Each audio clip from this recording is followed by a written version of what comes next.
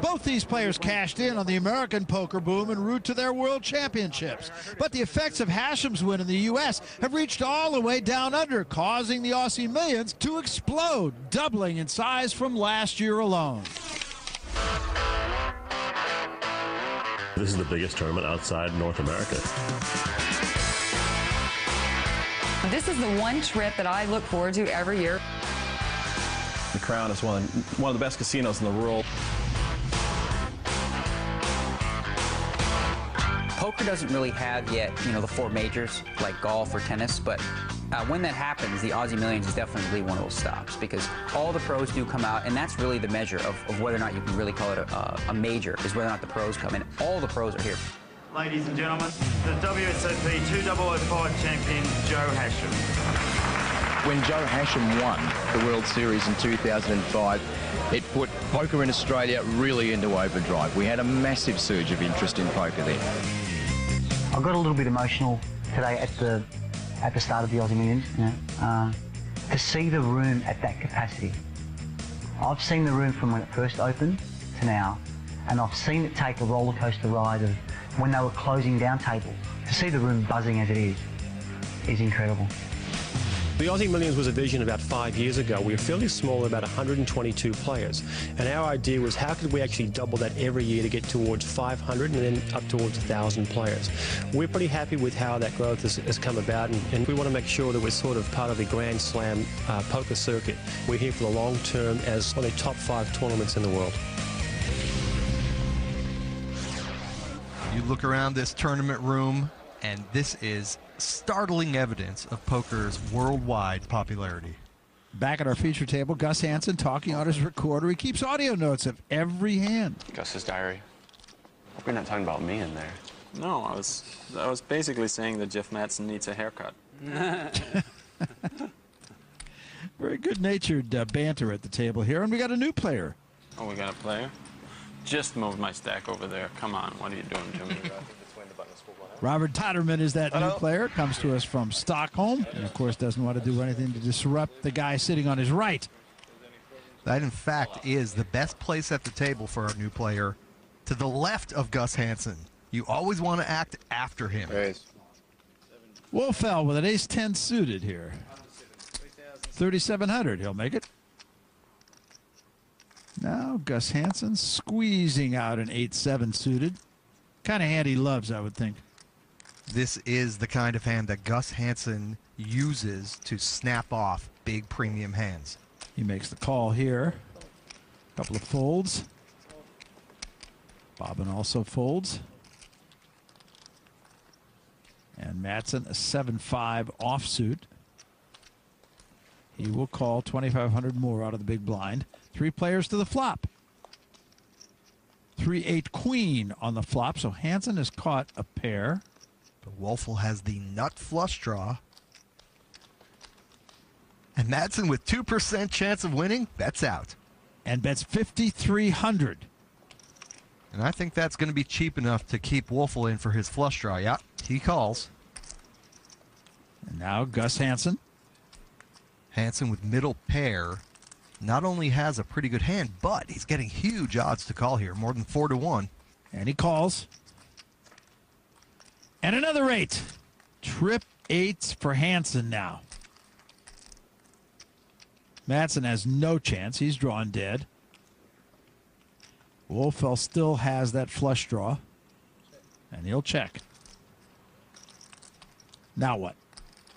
If Hansen suspects that his opponent Woelfel has a queen in his hand, he'll want to keep him in this pot. And so he only bets 13,200 there. That gets Madsen out of the way. Wolfell counting out his chips. Will he go? Quarter of his stack if he wants to make this call. He's not getting quite the right price to call here. It was a very well-sized bet by Gus Hansen. Woelfel just kind of calculating in his mind and throwing it away. And Gus Hansen will take this one down as he has so many times in this tournament. Hansen taking another pot. Great Dane off to a great start here at the Aussie Millions. We're coming back.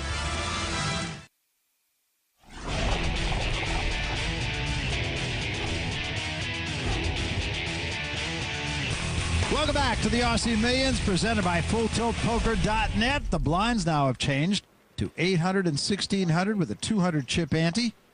Barry Tompkins, Michael Koenig alongside. We are in Melbourne, Australia. The Aussie Millions. Ben Collins has made the trek all the way down here to Australia from his home of Troy, Michigan. And he'll fold. Now Ian Bobbin, the economist. Well, how about that? A pair of jacks. And he is all in for 11,700. And on the short stack, that's the right move. Gets a couple of folds, 3 folds, and now Gus Hansen. Looking at him one at a time and looking at an ace-7 suited. Would he keep him honest? I think this would be a pretty loose call here with an ace-7. Now, Gus knows a man in Bobbin's position is going to move with a wide variety of hands, but that's not the one he wants to see. This is not suited. He does make the call. Okay. It's not the hand I wanted to see. Never changes his demeanor, though, does he? Here's the flop. Hey, yeah. You never know. He'll give you all the editorial comment you want. He's got a pair, but still way behind. Now 5 of spades on the turn. Hansen's looking for another 7 or an ace. Otherwise, Bobbin will double through.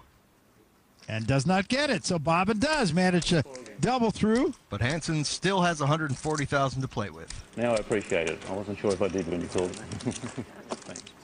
Well, he doubled through, and he did it against one of the best poker players in the world, and the guy who is still very much of a threat in this competition. So while Ian Bobbin manages to survive, let's see how the rest of our field is faring. And on one of the outer tables, a player who's just aching to get back into the win column is Patrick Antonius. Patrick has Hendon Mobster, Barney Boatman all in after the flop.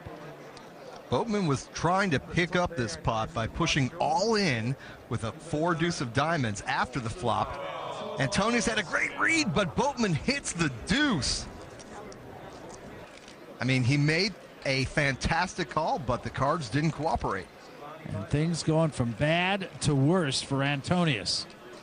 At one time, Antonius had 400,000 chips. He's down to 110,700 now. While across the room, you can see a sea of chips being swept toward our online qualifier, Shane Schlager. He is now our overall chip leader at 401,200 chips. On the other end of the spectrum, Eric Lindgren is all in with his queens. He's ahead of Andrew Black, but Black has the diamond draw.